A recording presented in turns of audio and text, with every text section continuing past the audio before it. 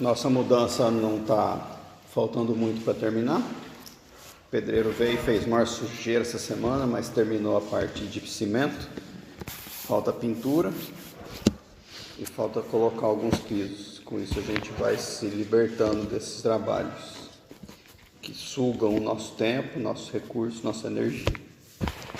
Com isso eu também estava meio atribulado no escritório, com a mudança do endereço de casa, um monte de problema. A gente faz 2 meses que não se reúne na igreja, né, nem para prestar conta. E aí as coisas começaram a ficar complicadas, a correria precisou ser aumentada e até a igreja diminuiu a intensidade de reunião, de encontros. Faz 2 semanas que a gente só vem no culto. E tem algumas pessoas precisando de visita, eu estou devendo, então eu peço perdão para vocês.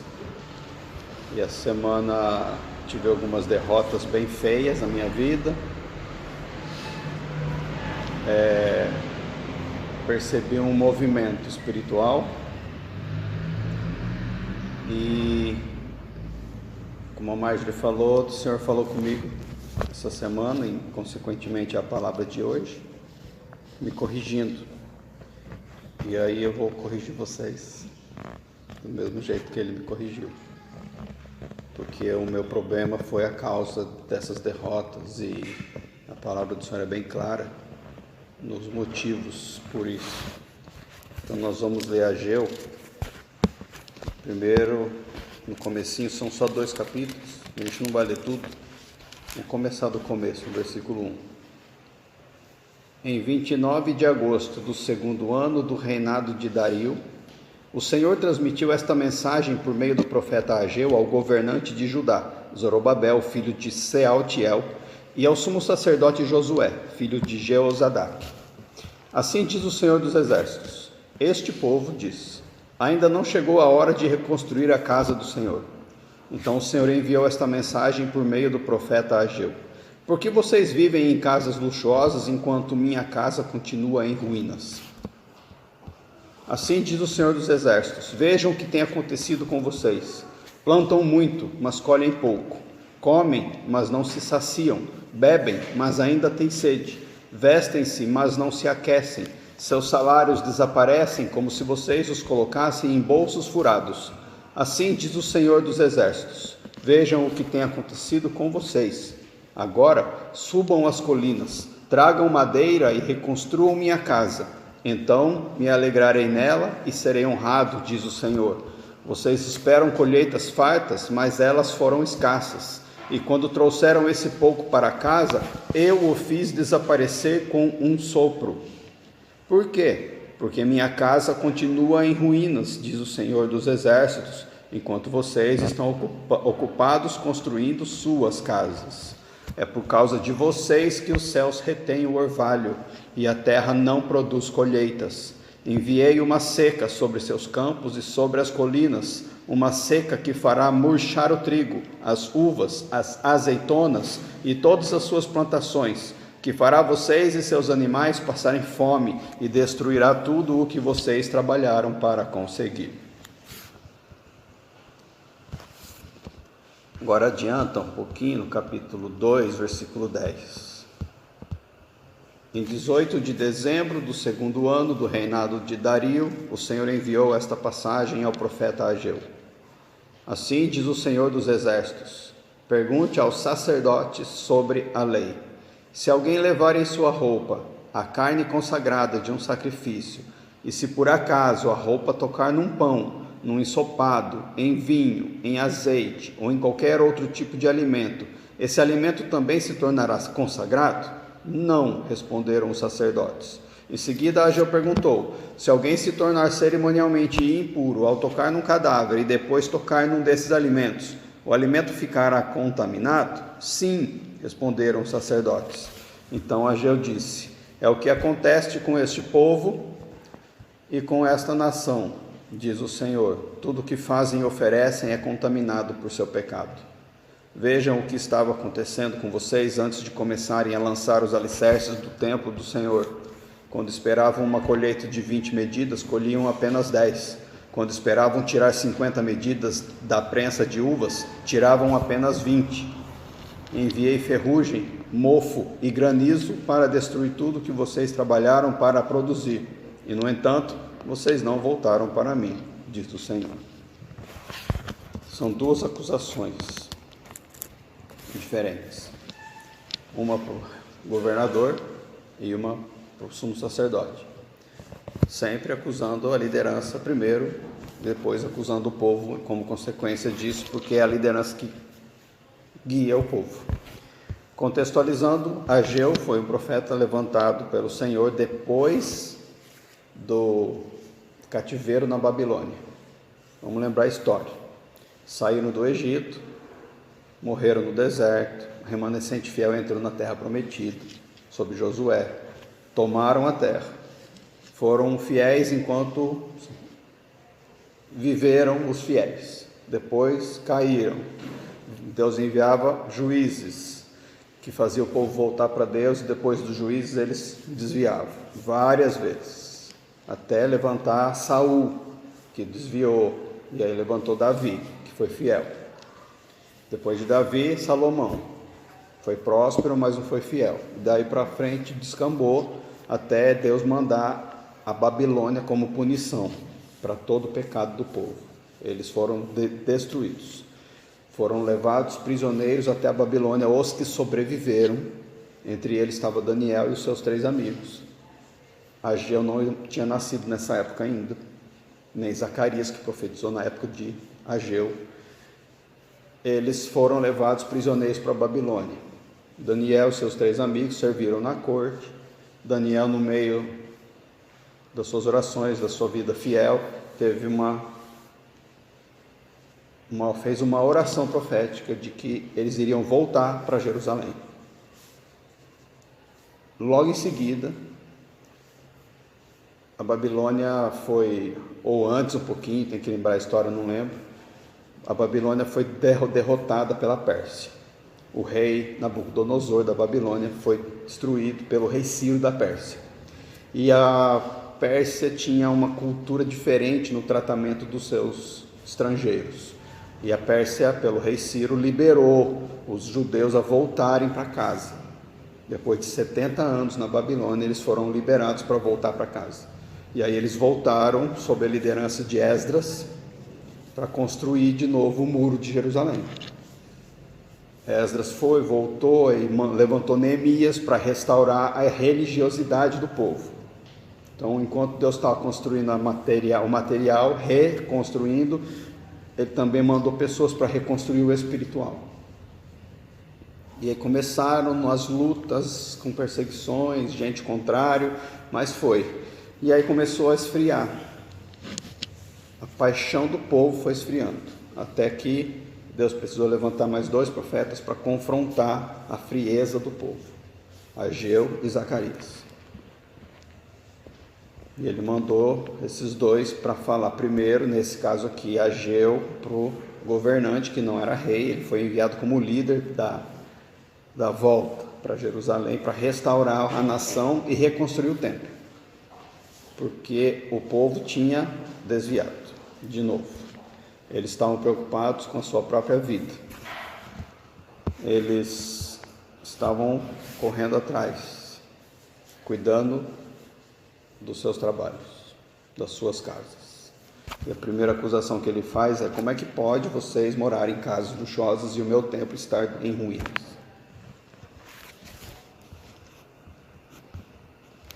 Porque a dedicação e o esforço do povo minguou. Eles esperavam algo a mais. O templo era muito menor do que o original de Salomão. Era um templozinho merrequinha. E as lideranças, tanto o governante como o sumo sacerdote, não ajudaram. E a liderança tem a capacidade de ajudar ou atrapalhar. E eles atrapalharam e o povo acabou se desviando. A paixão e o desejo por Deus desvaneceu. A reverência cedeu. A irreverência cresceu. E aí eles pararam de cuidar das coisas que Deus considerava importantes. E Deus deu o motivo no versículo 9 do capítulo 1. O motivo do questionamento. Vocês esperavam colheitas fartas, mas elas foram escassas. E quando trouxeram esse pouco para casa, do que vocês colheram, eu o fiz desaparecer com um sopro. Por quê? Porque minha casa continua em ruínas, diz o Senhor dos Exércitos, enquanto vocês estão ocupados construindo as suas casas. É por causa de vocês que os céus retêm o orvalho e a terra não produz colheitas. O foco estava nas bênçãos. Precisamos correr atrás. Precisamos ser mais abençoados. E aí desvia do Senhor e corre atrás de bênçãos. Quando isso acontece, Deus retém as bênçãos. Ou não manda mais. Retira mesmo. Para a gente voltar para o Deus das bênçãos. E não para correr mais atrás das bênçãos. E o Novo Testamento diz em Atos 3:21, não precisa abrir que é um versículo só, que Jesus só voltará depois que tudo estiver restaurado. Pois ele deve permanecer no céu até o tempo da restauração final de todas as coisas, conforme Deus prometeu há muito tempo por meio dos seus santos profetas. Se vocês não sabem ou esqueceram, o Antigo Testamento inteiro ele mostra um reflexo, um espelho embaçado da história da igreja, de momentos em que a igreja vai passar, e ela está passando hoje, pelo momento de Ageu. Nós estamos correndo atrás de coisas materiais, de bênçãos, estamos colocando as coisas do Senhor em segundo lugar, não estamos edificando a casa dele, que somos nós.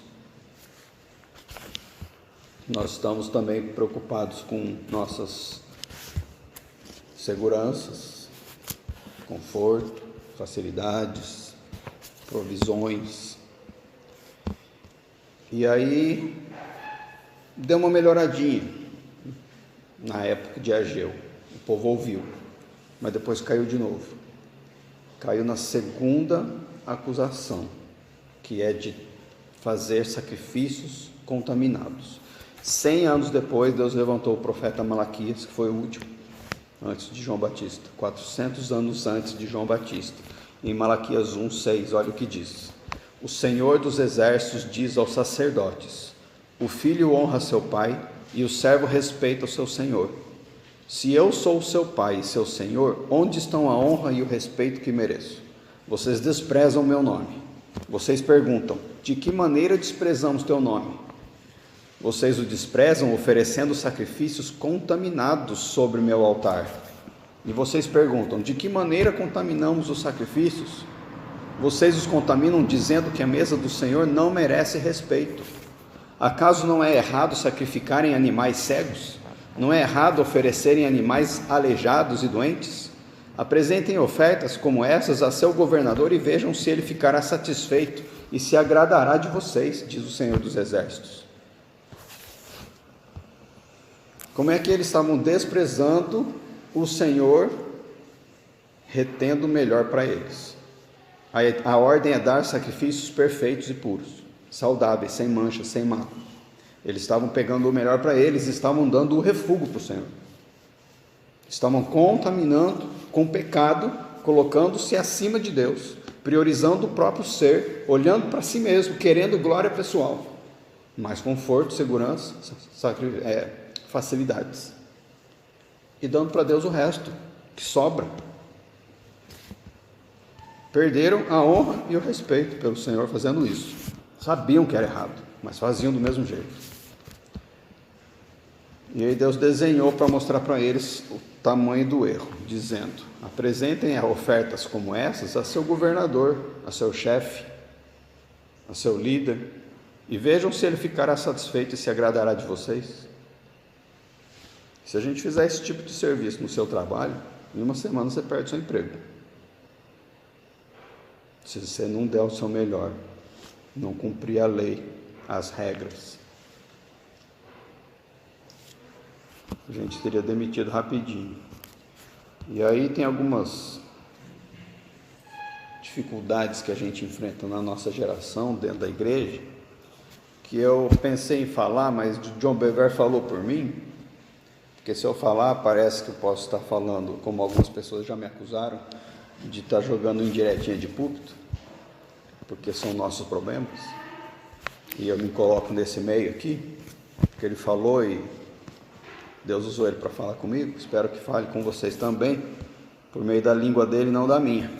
E ele diz assim: chegamos à igreja com 10 minutos de atraso, nós nos sentamos e observamos, sem nunca levantar um dedo para servir, ao mesmo tempo criticando a liderança e aqueles que servem. Mantemos vigilância constante e desconfiada na forma como o dinheiro é gasto, embora raramente contribuamos com o nosso próprio dízimo na totalidade. Com pressa para comer, saímos antes do culto terminar. Só frequentamos os cultos regulares e ficamos frustrados quando são programadas reuniões especiais. Se o tempo estiver feio, ficamos em casa para evitar a inconveniência. E se o tempo estiver excepcionalmente maravilhoso, ficamos em casa para desfrutar dele. Se o nosso programa favorito estiver passando na TV, faltamos ao culto para assisti-lo. Muitos daqueles que servem nas igrejas ou em ministérios estão cansados, porque não há pessoas suficientes que estejam dispostas a dar o seu tempo para levar a tremenda carga de trabalho que o ministério exige. Em muitas igrejas, a maioria do povo vem para receber ou para ser espectador, e nunca para dar ou servir. Eles olham para o relógio para ter certeza de que o culto de domingo terminará bem na hora, e não tem tempo para uma reunião de oração no meio da semana. Mas essas mesmas pessoas trabalham por longas horas para manter um padrão de vida e correr atrás do seu sucesso pessoal. Pelo fato de haver tão poucos para servir, os pobres e necessitados da congregação são negligenciados, mas no final das contas, essas mesmas pessoas que não servem criticam o pastor e a sua equipe estafada quando as necessidades dos pobres não são atendidas. Alguns desses servos relutantes nem sequer reservam tempo para as próprias famílias, que trabalham tão arduamente para sustentar. Eles colocam suas famílias de lado, dizendo de uma forma defensiva: é claro que amo vocês. Vocês não conseguem ver que estou ocupado me esforçando para sustentá-los? Agora deixem-me a sós. Estou cansado e não tenho tempo para vocês neste momento. Daria para ampliar. Aí você pega e poderia contribuir com isso sobre o que faz parte da sua vida, que te afasta de colocar o Senhor, o cuidado da igreja, o cuidado do coração e o cuidado do crescimento do reino e do evangelho na sua própria vida e na vida de quem está perto. A gente ficaria a noite inteira conversando. E lendo de novo os motivos, no versículo 9. Vocês esperam colheitas fartas, mas elas foram escassas. E quando trouxeram este pouco para casa, eu o fiz desaparecer como um sopro. Por quê? Porque minha casa continua em ruínas, diz o Senhor dos Exércitos, enquanto vocês estão ocupados construindo as suas casas. É por causa de vocês que os céus retêm o orvalho e a terra não produz colheitas. Os profetas acusam, alertam e prometem. E olha o resultado: o governante, o sumo sacerdote e o remanescente do povo que sobreviveu ouviu, lá no versículo 12 do capítulo 1. Então Zorobabel, filho de Sealtiel, e o sumo sacerdote Josué, filho de Jeozadak, e todo o remanescente do povo obedeceram à mensagem do Senhor seu Deus. Quando o povo ouviu as palavras do profeta Ageu, que o Senhor seu Deus tinha enviado, temeu o Senhor. Temeu o Senhor. Então Ageu, o mensageiro do Senhor, transmitiu ao povo esta mensagem do Senhor: estou com vocês, diz o Senhor. E o Senhor deu ânimo ao governador de Judá, Zorobabel, filho de Sealtiel, ao sumo sacerdote Josué, filho de Jeozadak, e a todo o remanescente do povo. Começaram a trabalhar na casa de seu Deus, o Senhor dos Exércitos, em 21 de setembro do segundo ano do reinado de Dario. Com o temor restaurado, com a promessa de um futuro de mais derrotas, com a explicação do motivo da escassez e das derrotas atuais e passadas, quando o coração ele é aberto para a palavra, você enxerga a culpa, você se arrepende, e seu arrependimento já é temor. Esse temor te leva à obediência, e essa obediência te leva a cuidar da casa do Senhor, começando dentro da sua casa, seu coração. Põe em ordem. A gente está falando sobre o padrão do bíblico, do movimento histórico que tem de caos, ordem, glória e julgamento. Nós estamos recebendo ordem. Deus está colocando ordem. Ele quer que a gente saia do caos. Só que não é uma ordem interna. A gente foca muito, e o Sermão do Monte, ele prioriza bastante a nossa identidade. E muitas vezes a gente não enxerga que a identidade que começa por dentro, ela tem que se manifestar para fora. É sempre assim. Porque o pedreiro mexe com pedra. O açougueiro pega na carne. O médico medica. Não dá para alguém fazer algo que ele não é, e não dá para aquele que ele é fazer algo diferente.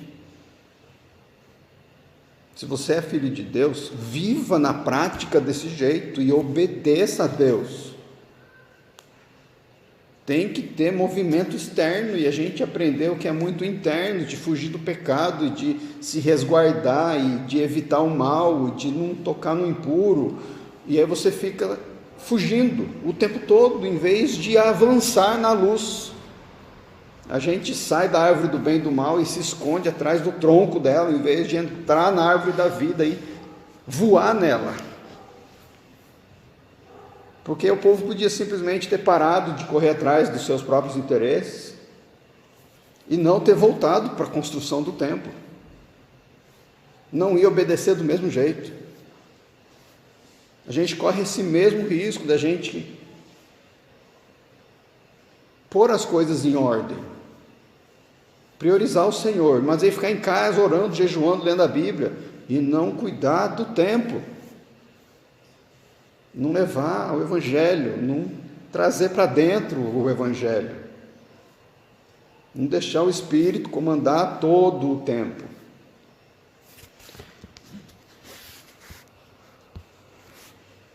Quando você tem coração aberto, você ouve o profeta falando, e você corrige, pelo temor. É gerado temor, e é isso que Deus quer. Volta, tema. E hoje a gente não tem escutado pregações proféticas, a gente tem escutado de profetadas. Aí não tem reverência que é restaurada, o temor não chega, fica na irreverência. Com o temor, o foco volta para o Senhor, tira o foco das coisas do mundo, da correria do dia a dia, das preocupações que Deus fala tantas vezes para a gente não ter. A gente coloca muitas vezes as preocupações acima de Deus, e aí ela entra no coração, ela vem de fora.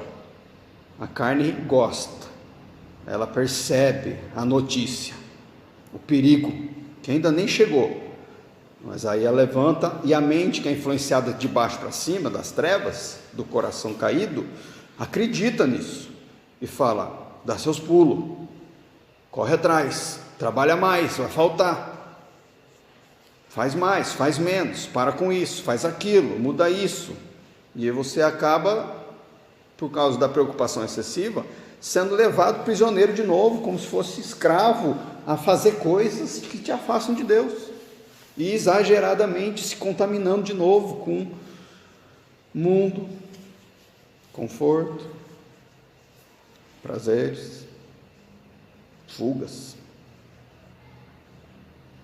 e com a falta de serviço a Deus, que é o pior, que a gente não tem visto quase. A gente trabalha muito para a igreja, mas não trabalha para Deus.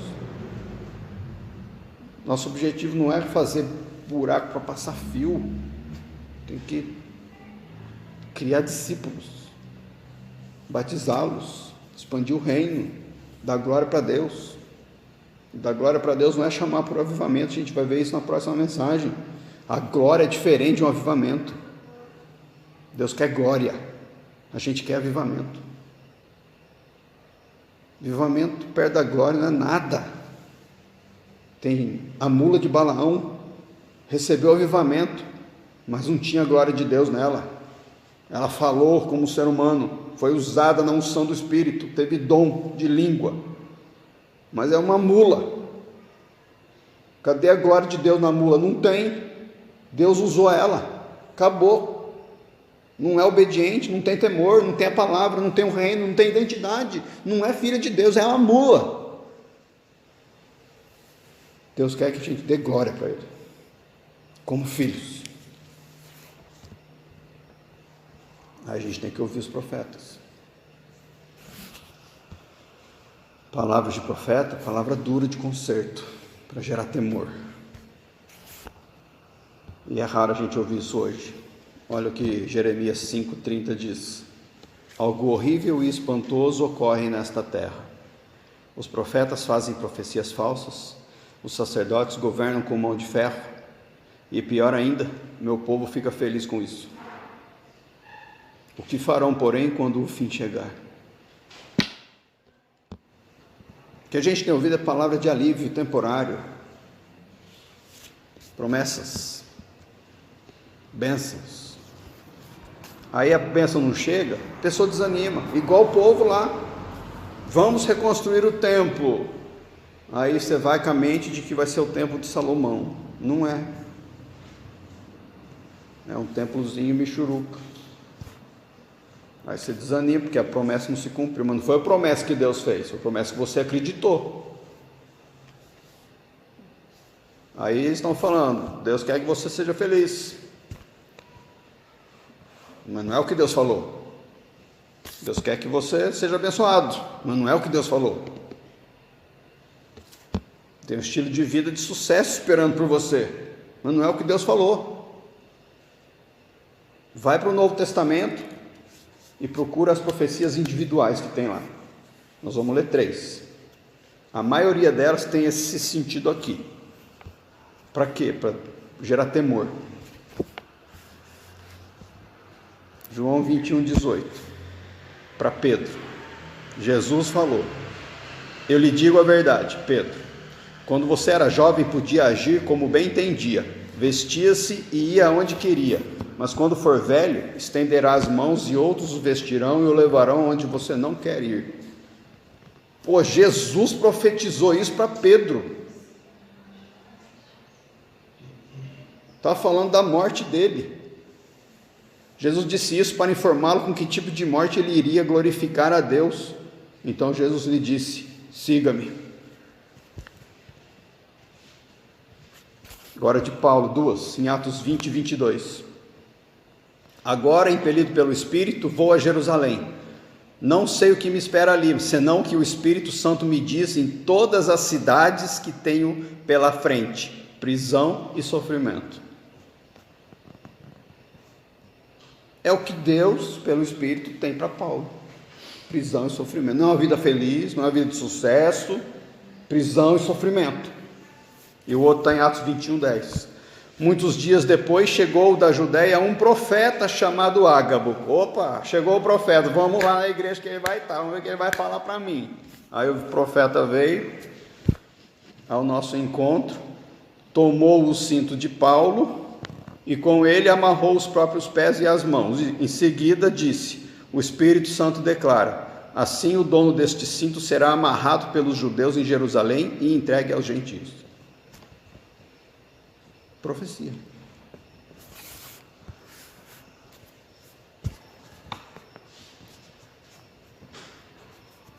Profecia é a seguinte para nós: você não está cuidando do templo? O que você ganhar, você vai produzir e vai colher pela metade ou menos. O que você produzir e levar para casa, Deus vai com um sopro fazer sumir. E tudo que você está plantando vai secar. Essa é a profecia. E ele vai secar para mostrar para você que você precisa dele e não das bênçãos dele, para você voltar para ele e clamar. E ele ainda fala: e mesmo assim não voltaram para mim. tem um exemplo histórico para a gente olhar para ele e não cair no mesmo erro. É fácil. Deus precisa levantar outro Ageu, já foi escrito.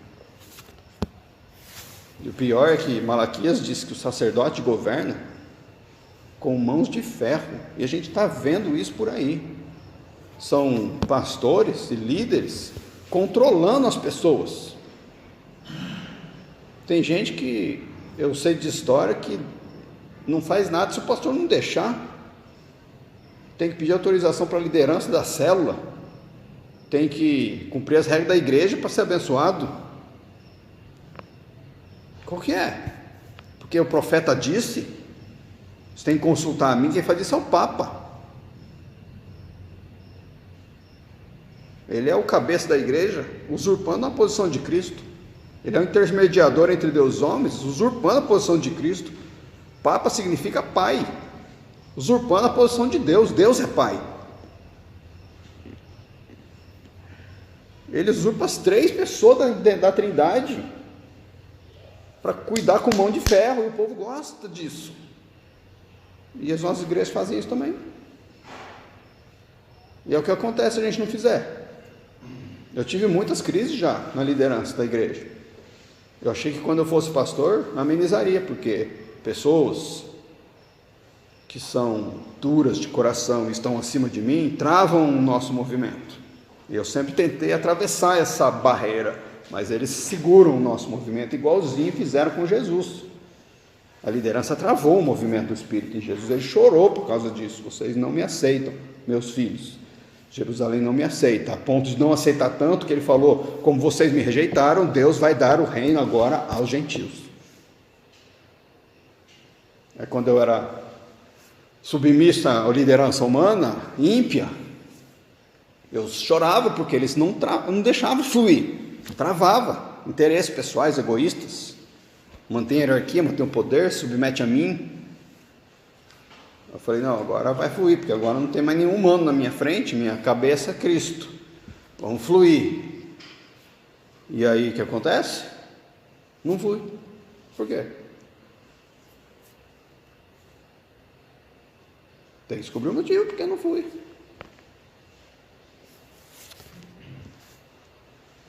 Sempre me falaram, você precisa pôr regras, você precisa guiar pela mão, você precisa empurrar, você precisa mostrar o caminho e ir junto. Sinto muito, não sou babá. A palavra está dita, já é ela que tem que guiar a gente. Eu estou mal cuidando de mim, tanto que eu levei essa bronca de Deus no meio de semana. Estou pecando contra vocês e contra Ele, não cuidando de vocês direito. Mas o cuidar de vocês não é pegar vocês e ensinar vocês a me seguir, segundo a minha palavra. Isso é fácil fazer. E eu não vou fazer isso. Quero que vocês aprendam a seguir o Espírito. Que seja para me confrontar. Quero que seja assim. Por temor, porque se eu estiver no erro e não tiver conserto, o julgamento vem sobre mim, porque Deus está tirando eu do caos para a ordem. E eu quero que a glória chegue, e a glória no Espírito já veio para a minha vida num nível minúsculo, mas veio, como veio para vocês. Só que se eu não tiver uma postura de obediência com a glória de Deus em mim, o julgamento vem. E se vocês sabem de alguma coisa que retém a glória de Deus e não deixar ela fluir em mim por causa de um pecado e vocês não falam, estou lascado, porque eu não vejo. Se alguém viu e não falou, Deus não vai mostrar de novo. Por isso que a palavra fala, não façam as obras das trevas, porque as suas obras dá até vergonha de serem ditas. Antes, exponham-nas à luz. Trevas de dentro da igreja também, expõe tudo na luz. A gente não gosta de luz, a gente fica fugindo para manter as trevas. Daí as pessoas erram à nossa volta, a gente ignora, deixa passar. Aí o sangue delas fica na nossa mão.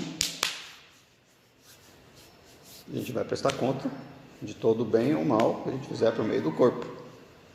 E também do que a gente não fizer.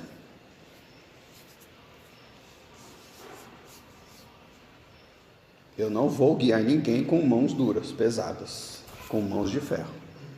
Nunca vou controlar a vida de ninguém. Meu propósito é ensinar a gente a andar na liberdade do Espírito, sendo escravos do nosso Rei Jesus Cristo. Você tem que aprender a andar desse jeito. Eu tenho que aprender a andar desse jeito. Tem que ser na obediência do Espírito e não na obediência de regra, de doutrina e de pessoas. Nunca. É ofensivo a gente que é chamado para liderar o mundo colocar limite no Espírito para suprir qualquer coisa humana que a gente tenha. Ou uma doutrina, ou uma vontade, ou um desejo, ou uma expectativa. É ofensivo para o Espírito a gente pôr horário nas coisas. Eu sei que todo mundo tem um monte de coisa para fazer, e chega uma hora, que é o que está falando no nosso texto de hoje, que a gente perde o foco das coisas de Deus e se preocupa com as coisas lá de fora, principalmente se demorar muito aqui. Se o Espírito não está no nosso meio, 10 minutos é demais. Mas se o Espírito estiver no nosso meio, você não liga de ficar 10 horas. Aí a gente põe limite para o Espírito, é ofensivo. A gente fala o que pode e o que não pode falar, é ofensivo. Porque o Espírito quer derramar a glória, mas a glória vem na presença dele, para ele agir como ele quer e falar o que ele quiser.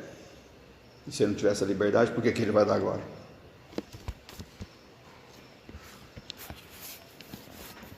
Deus se desagrada muito quando a gente, liderança do mundo, escolhe, toma decisões longe do conselho de Deus. O pior de tudo é que ele fala: e o meu povo fica feliz com isso. Isso é que é pior. Deve estar protegendo um estilo de vida irreverente e egocêntrico. Então, recado dado: cuida do tempo, você e o próximo. Ouve, conta comigo, conta com a Marla. Nós estamos voltando essa semana com tudo. Me arrependi já de ter ficado tanto tempo cuidando de outras coisas. Tive derrotas por causa disso. Tive morte em casa de novo de animal essa semana. Semana passada tive outra, foram 2 mortes. Quando a morte está perto, tem coisa errada. Não é morte natural, é morte de doença. Tem coisa errada. Deus me humilhou essa semana de várias formas por causa dessa mensagem. Para Ele fazer primeiro em mim, para daí eu falar para vocês fazerem também. Corrijam-se. Põe as coisas em ordem. Priorize em primeiro lugar o reino de Deus e a sua justiça. E Ele vai acrescentar as outras coisas. Voltem para terça, voltem para quarta, voltem para segundo discipulado, voltem para quinta, voltem para que tiver que voltar e vão fazer uma reunião de oração na igreja. Temos que voltar, tá bom? Vamos orar? E vai cuidando do coração, que é o seu tempo, o altar. E escutem depois a música em fervente oração. Pedir para o Carlos trazer semana que vem essa música, em fervente oração. Vou pôr no grupo lá da igreja depois. Pai, em nome de Jesus, quero te agradecer porque talvez se eu tivesse no seu lugar eu já teria me recolhido para agora de tamanha desobediência. As coisas vêm chegando devagar sobre a nossa vida, a gente vai se deixando envolver devagar, a gente vai esfriando ou ficando morno e não percebe até que a gente fica cansado, desanimado, a gente começa a olhar para as situações, para os pecados, para as pessoas, para os erros, para as lutas, e a gente acaba esquecendo quem é o Senhor e o que o Senhor tem para nós. A gente acaba tomando a frente e assumindo a liderança da solução para todas as coisas da nossa vida. E aí o Senhor fala exatamente que isso não pode ser feito, mas é o contrário que tem que ser feito. Voltamos para o Senhor. E a tua palavra é cheia de exemplos, cheia de instruções, inclusive dizendo que não adianta a gente cuidar da nossa casa se não for o Senhor que guarda. Nos perdoa, Senhor, por isso, em nome de Jesus. Nos perdoa. Tem pessoas precisando de visita, tem pessoas pobres precisando ouvir palavras, receber orações, receber confrontos e profecias, ouvir o Evangelho, serem cuidadas até financeiramente, se for da tua vontade, mas a gente está correndo atrás de outras coisas. Talvez é por isso que a igreja está cada vez mais vazia e não cresce. Nos perdoa, Senhor. Nós nunca vamos priorizar o cimento no lugar dos corações, nunca. Que o Senhor possa devolver para nós a bênção, que a gente está voltando para o Senhor das bênçãos, e que o Senhor possa colocar tudo na nossa vida em ordem, nossa família, nossos maridos, esposas, pais e filhos, colocar nossa produção como aconteceu com José do Egito, que o Senhor prosperava tudo que ele fazia, abençoava tudo que ele tocava, porque ele era fiel ao Senhor e a gente não está sendo. Nos perdoa, Senhor, em nome de Jesus. Vamos voltar para o Senhor com toda a intensidade da nossa vida, sem voltar para o ativismo, colocando o teu reino e a tua justiça em primeiro lugar e a obediência no seu tempo, do seu jeito, na sua palavra, submissos ao Espírito Santo que já habita e fala conosco. Obrigado, Senhor, por isso, porque o Senhor já podia ter acabado com a gente, já podia ter trazido todas essas consequências do julgamento sobre nós, mas o Senhor é paciente e bondoso e não faz. Espera que a gente conserte. Quando aconteceu o conserto lá em Ageu, na hora o Senhor falou: estou contigo. Obrigado, Senhor, o Senhor está conosco, o Senhor está em nós. E o Senhor ainda nos permitiu acordar essa manhã tendo as misericórdias renovadas para a gente ter um concerto contigo mais uma vez. Pega a gente, Senhor, nessa noite mais uma vez. Nós entregamos nossas vidas nas tuas mãos e todas as preocupações e as necessidades que nós temos, para a gente não precisar ficar exagerando no cuidado delas. Ensina a gente a viver na fé primeiro, porque o justo viverá pela fé. Em nome de Jesus.